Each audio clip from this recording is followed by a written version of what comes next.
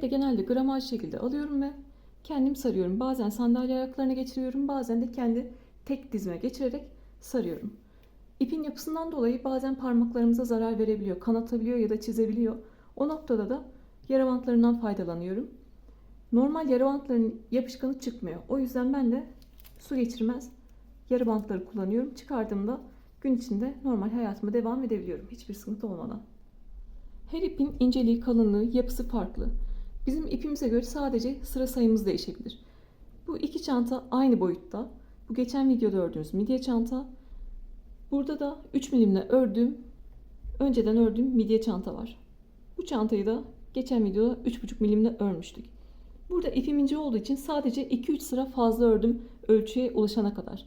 Şapkamızda da aynı. İpimizin inceliği, kalınlığı illaki fark edecektir. O yüzden sadece vereceğim ölçüye uyacağız. Video içerisinde fotoğraf olarak paylaştığım şapkalar satıldığı için onlarla örnek veremiyorum. En son bu Zara modele göre yaptığım şapkada sadece mantık olarak anlatacağım. İlk bölümde sadece tepesini yapıyoruz. Sonrasında boyunu uzatıyoruz. İkinci bölümde ve en son üçüncü bölümde siper kısmını yapıyoruz. Bunların hepsini bilgisayarda yazdım. Yazılı şekilde de video içerisinde paylaşacağım. Şapkaya da aynı burada olduğu gibi sihirli halkayla başlayacağız. Birinci sıraya sihirli halka yaparak başlıyorum. Sihirli halka için ipim sol elimde, iki parmağımın arasında, sağ elimde ipi aldım, döndürdüm ve halka yaptım. İpi aldım, döndürdüm ve halka yaptım. Parmağı dolayarak örmek istemiyorsanız yüzük parmağın üzerinden, orta parmağın altından ve işaret parmağın üzerinden alarak iki parmağımla tutuyorum. Ve ben ördükçe ipim arkadan gelmeye devam ediyor. Nasıl rahat hissediyorsanız öyle örebilirsiniz. Sihirli halkayı yaptım. 3,5 milim tığ kullanıyorum. Halkanın içine girdim. İpi aldım ve bir tane zincir çekiyorum. Tığın başına dolamadım. İpi aldım. Tığın üzerinde 2 ilmek var. İkisini tek de çekerek sık iğne yapıyorum. Sık iğne yapmak için tığın başına dolamadım. Halkanın içine battım. İpimi aldım. Tığın üzerinde 2 ilmek var. İkisini tek de çekerek sık iğne yapıyorum. Halkaya battım. İpi aldım. İkisini tek de çekiyorum. 4 5 6 7 ve 8. Birinci sırada 8 tane sık iğnemi yaptım. Halkadan kalan ipi çekebildiğim kadar çekiyorum. Pamuklu iplerde olduğu gibi çok sıkı çekmiyorum ki ipim kopmasın. Aslında bu noktada ilk sıramı bitirmiş oldum. Şapkayı örerken herhangi bir kaydırma ve zincir çekip bir üst sıraya geçmiyoruz. Döne döne örmeye devam ediyoruz. 8 tane sık iğneyi yaptım. Yaptığım ilk sık iğnenin tepesine geliyorum ve ikinci sıra için bir tane sık iğne yapıyorum. Ve yaptığım bu sık iğnenin tepesine işaretleyiciyi takıyorum.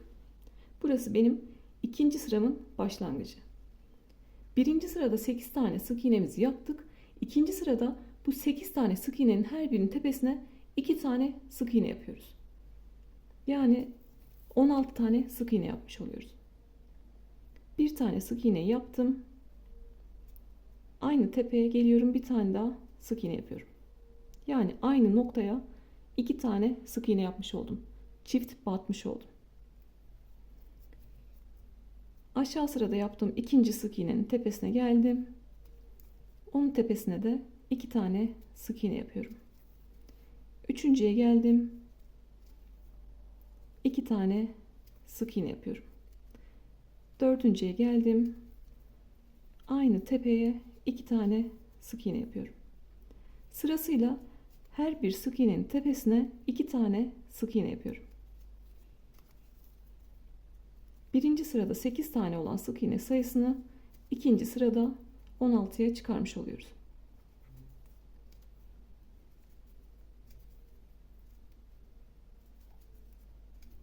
Son sık iğnenin tepesine de 2 tane sık iğne yaptım. Özellikle yeni başlıyorsanız sayarak ilerlemekte fayda var. İşaretleyiciyi taktığımız sık iğne bizim ikinci sıramızın ilk sık iğnesi. Yani saymaya buradan başlıyoruz. 16 tane sık iğnemizin olması lazım. 1, 2, 3, 4, 5, 6, 7, 8, 9, 10, 11, 12, 13, 14, 15, 16. Demek ki doğru yapmışım. İkinci sıramızı bitirmiş olduk. İşaretleyiciyi çıkarıyorum. Aynı noktada 3. sıraya başlıyorum. 3. sırada bir çift bir tek yapıyoruz. Yani ilk sık iğnenin tepesine 2 tane sık iğne yapıyoruz. Artık 3. sırama başladım ve bir çiftle başladım. 2 tane sık iğne yaptım. İlkinin tepesine işaretleyiciyi takıyorum. Burası benim başlangıç noktam. Bir çift bir tek yapıyorduk. İlkine çiftimizi yaptık. Bir sonraki sık iğneye tek batıyoruz. Yani bir tane sık iğne yapıyoruz. Sonraki sık iğneye 2 tane yapıyoruz. Yani çift batıyoruz. Birine tek, diğerine 2 tane sık iğne yapıyoruz.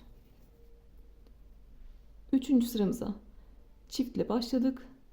Sonrasında tek, çift olarak devam ediyoruz. Bu noktada halkanın ipini de gizlemek istiyorum. Halkanın ortası genişlemesin diye çekebildiğim kadar çektim.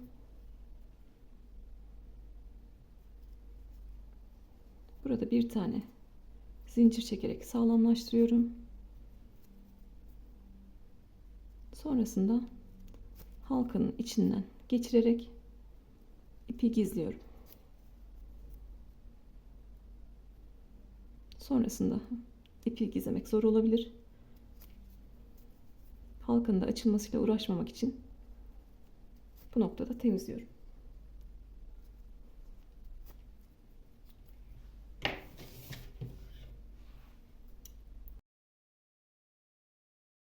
Kalan ipi de kestim ve artık örgüme devam edebilirim. 3. sıradayız. Bir çiftle başladık. Bir çift, bir tek, bir çift, bir tek. Sırayla bir çift, bir tek yaparak devam ediyoruz. En son çifti yaptım. Bir sonraki sık iğneye tek yapıyorum. Sonrakine çift yapıyorum. Bir sonrakine tek yapıyorum.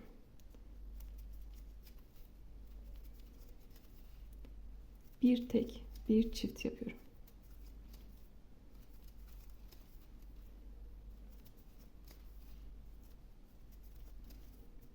Çiftimi yaptım. Bir sonrakine bir sık iğne, bir sonrakine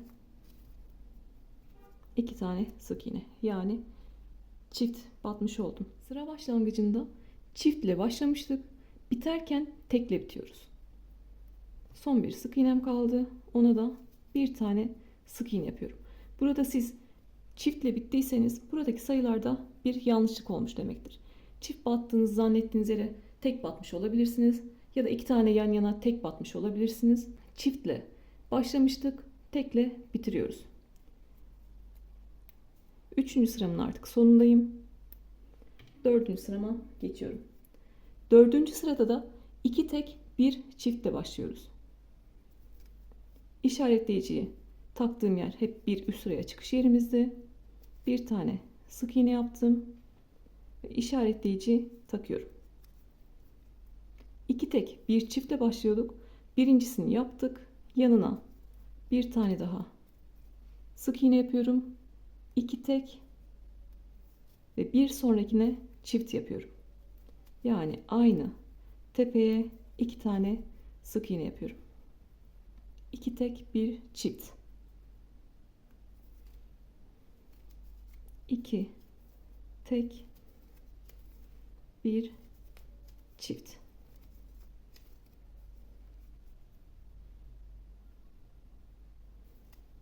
Sırasıyla 2 tek bir çift yaparak sıra sonuna kadar geliyoruz.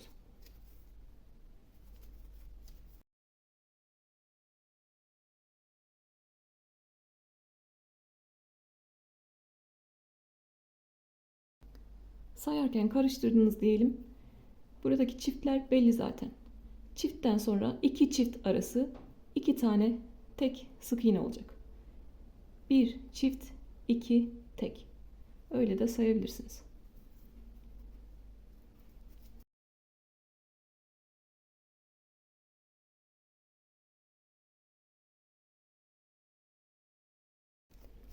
İki tek yaptım. Son sık iğnem kaldı. Ona da bir çiftle bitiriyorum. Dördüncü sıramızda böylece bitirmiş olduk. İşaretleyicimi çıkartıp 5. sıraya başlıyorum. 5. sıramızda bir tek bir çiftle başlıyoruz. Önce bir tekimi yapıp işaretleyiciyi takayım. Burası benim 5. sıraya başlangıç noktam. Bir tek yaptım ve yanına bir tane çift yapıyorum. Sık iğne yaptık, çift battık, bir tek bir çift yaptık, 2 tek bir çift yaptık. Burada 3 tek bir çift yapacağız. Ama başlangıç sırasında çiftler üst üste gelmesin ve benim daire olması gereken şeklim bozulmasın diye bir tek bir çiftle başlıyorum. Sonrasında 3 tek bir çift olarak devam ediyorum. Bir tek bir çift yaptım. Yan yana 3 tane sık iğne yapıyorum. Sonrasında aynı noktaya 2 tane sık iğne yapıyorum. Ben başlarken sayıyı söylüyorum. 3 tek bir çift diye. Ben burada bir tekle başladıysam bunu 3'e tamamlamam lazım. Demek ki sıra sonunda benim 2 tekle bitmem lazım. Yani burada bir tekle başlıyoruz diye sıra aslında sayı bozulmuyor. Sonrasında sıra sonunda onu 3'e tamamlayacağız. Çiftimi yaptım. 3 tane yan yana sık iğne yapıyorum. Sonrasında bir çift yapıyorum. 3 tek bir çift yapıyorum.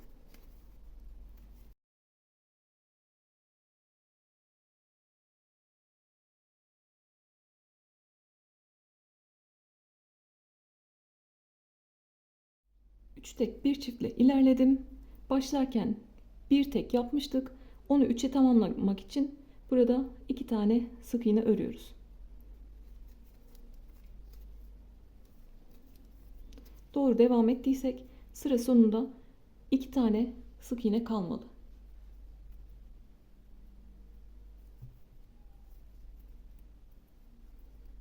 Bir sonraki sıra için işaretleyiciyi çıkarıyorum. 6. sırada hepsine tek batıyoruz. Birinci sık iğneden başlıyorum. İlkini yapıp hemen tepesine işaretleyiciyi takıyorum. Normalde ben olsam gövdesine takarım. Hiç üst sıraları taşımadan işaretleyici buradan takip ederim. Ama yeni başlayanlar her sırada bu işaretleyiciyi taşımalı böyle. İlk sık iğne yaptım. Her bir sık iğnenin tepesine bir tane sık iğne yaparak 6. sıramı yapıyorum. Çiftlerde de değişen hiçbir şey yok. Hepsinin tepesine bir tane sık iğne yapıyorum. Yani 6. sırada hepsine tek batıyorum. Paylaştığım yazılı tarife göre ilerliyorum. Başka yuvarlak taban tarifleri de var ama Ben normalde de bu tarif üzere ilerlediğim için size yazılı olduğu şekilde tarif etmeye çalışıyorum. Hepsine tek batarak 6. sıra sonuna kadar gelelim. 6. sıranın sonuna da son sık iğnesine de bir tane sık iğne yaptım. 7. sıra başlangıcım için ilmek belirleyiciyi çıkarıyorum. 7. sırada 4 tek bir çift yapıyoruz. 4 tekle başlıyoruz. İlk sık iğneyi yapıp tepesine takıyorum. Yanına 3 tane daha yapıyorum. 4 tek bir çift.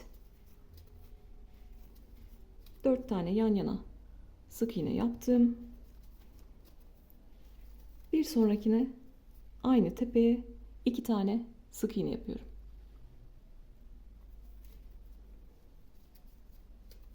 Çiftten sonra sırasıyla 4 tane sık iğne yapıyorum. Bir sonrakine aynı noktaya çift batıyorum.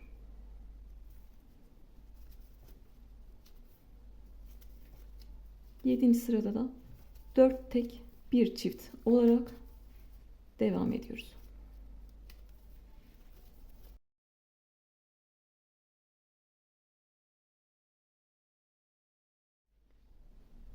Sıra sonuna 4 tek yaptım. Başlarken 4 tekle başladığımız için sıra sonunda çiftle bitiyoruz. Son sık iğneye de 2 tane sık iğne yapıyorum. Yazılı tarifte olduğu gibi hangi sırada kaç tek bir çift yapacağımızı söylüyorum. Sıra başında eksik tekle başladıysak sıra sonunda onu tamamlıyoruz. Sayarak da kendinizi kontrol edebilirsiniz.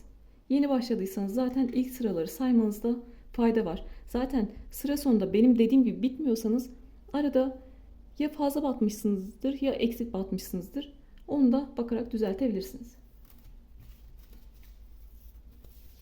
4 tek bir çifti yaptık. Artık 8. sıradayız. Bu sıra 5 tek bir çift sırası ama 2 tek bir çiftle başlıyoruz. Sonrasında onu 5 teke tamamlayacağız sıra sonunda. İlk tekimi yaptım. Bir sonrakine bir tane daha sık iğne yapıyorum. Yani 2 tekle başladık. 2 tek bir çift yapıyorum. Bu sıramız bizim 5 tek bir çiftti. Sonrasında 5 tek bir çift olarak devam ediyorum. 5 tane sık iğne yapıyorum. Sırayla. Sonrasında bir tane çift yapıyorum. Çiftten sonra yan yana 5 tane sık iğne yapıyorum. 5 sık iğneden sonra bir tane çift yapıyorum. Sıra sonuna kadar 5 tek bir çift olarak ilerliyoruz. Sıra sonunda eksik olan sık iğneleri de yaparak 5 tek bir çifte tamamlamış olacağız.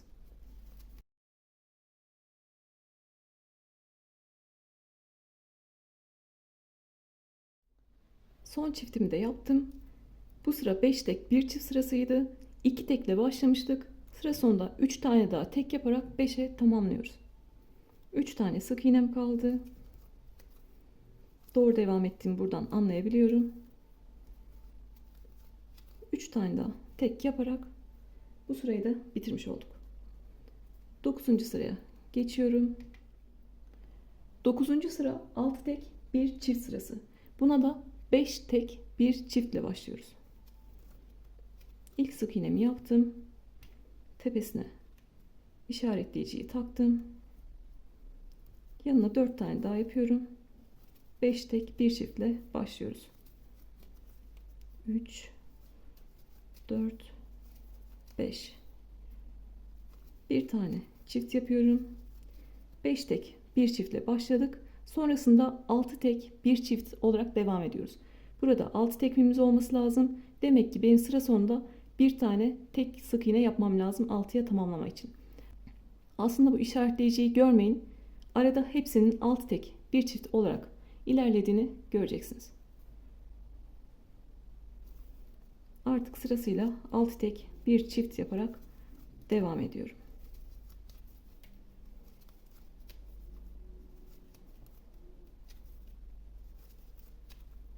Bu sefer saymadım yaparken. Çiftten sonra 6 tane tekim olmalı. 1, 2, 3, 4, 5, 6. 6 tek olmuş. Sonrasında bir çift yapıyorum. 2 çiftin arasında 6 tane tek olmalı. 9. sırayı da 6 tek bir çift yaparak bitirelim.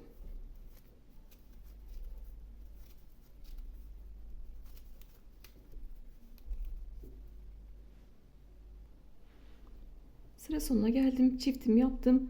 Burada 5 sık iğnem vardı. 6 tek bir çift sırası olduğu için son sık iğneyi de bir tek yaparak 6 sık iğneye tamamlamış oluyorum. 9. sıramızda böylece bitmiş oldu. İşaretleyiciyi çıkarıyorum. 10. sıram 7 tek bir çift sırası ve bir çift 7 tekle başlıyoruz. Başlarken çiftle başlıyoruz. Çiftin ilkini yaptım.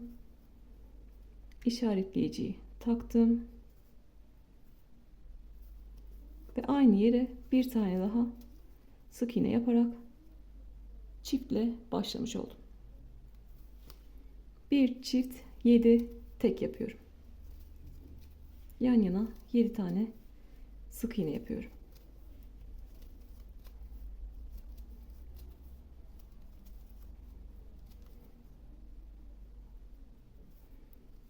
Yedi sık iğneden sonra bir sonrakine çift yapıyorum. Bir çift 7 tek, bir çift 7 tek olarak ilerliyoruz. Çiftle başladığımız için sıra sonunda 7 tekle bitiriyoruz.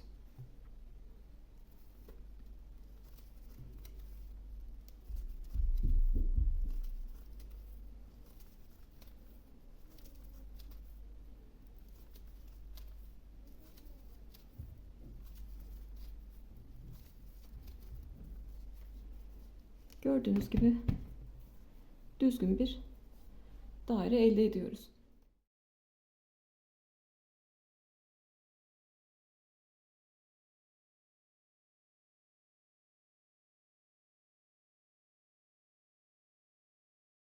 Çiftle başlamıştım. Sıra sonunda 7 tekle bitirdim. 10. sıramızda bitirdik. Artık 11. sıramıza geçiyoruz. 11. sıramızda da hepsine tek batıyoruz. Çiftler de fark etmiyor. Hepsinin tepesine tek batarak ilerliyoruz.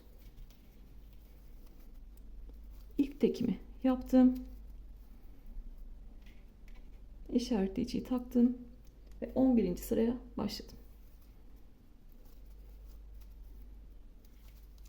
Sırasıyla hepsine bir tane sık iğne yapıyorum.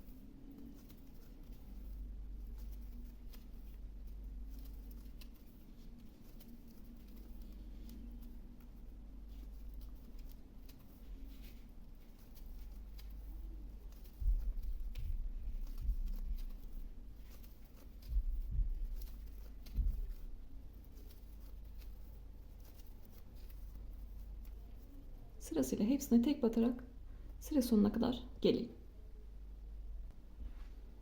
11. sırada hepsine tek batarak sıra sonuna kadar geldim. 12. sıradayız. 12. sıramız 8 tek bir çift sırası ve 4 tek bir çiftle başlıyoruz. İlk tekimi yaptım. İşaretleyiciyi takıyorum. 12. sıraya başlamış olduk. 4 tek bir çiftle başlıyoruz. 4 tekimi yaptım yan yana. Bir sonrakine çift batıyorum. 8 tek bir çifti. Demek ki sıra sonunda benim 4 tane tekim kalmalı. 4 tek bir çiftten sonra 8 tek bir çift olarak devam ediyoruz.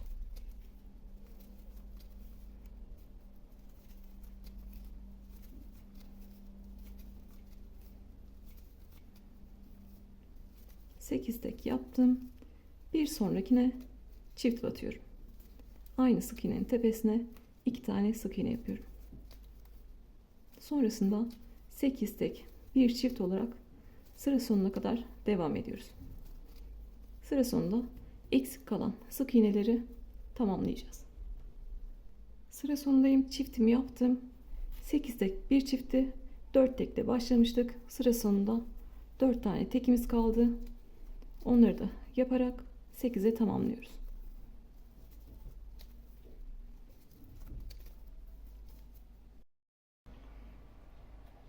Ben 12. sıranın sonunda olması gereken ölçüye ulaşmış oldum. 17,5-18 santim bu aşamada yeterli oluyor. Daha da ölçü büyüttüğümüzde baş çevresini daha çok genişletmiş oluyoruz. O yüzden 17,5-18 santime geçmemeye çalışın. Siz bu noktada ölçtünüz ve hala 16 santimlerdesiniz. O zaman 13. sırayı da örmeniz gerekiyor. Son sıraya başlarken çiftle başlıyorum. Çiftimin ilkini yaptım. İşaretleyiciyi taktım. Aynı yere bir tane daha sık iğne yaparak çiftimi yapıyorum. Yanına 9 tane sık iğne yapıyorum. Sırasıyla 9 tane sık iğne yapıyorum. 4, 5, 6, 7, 8 ve 9. 9 sık iğneden sonra bir çift yapıyorum. Bu sırayı da 9 tek bir çift yapıyoruz.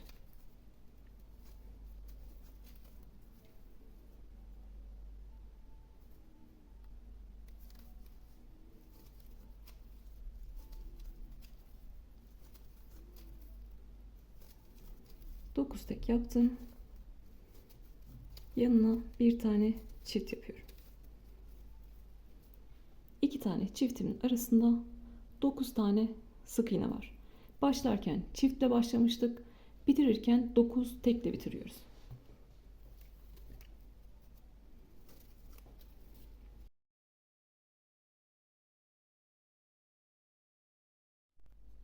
Böylece birinci bölüm bitmiş oldu şapkada. Burada sayıları aynı değil ama dediğim gibi sadece mantık olarak anlatmak istiyorum. Tepesini yaptık birinci bölümde. İkinci bölümde tek batarak boyunu uzatacağız.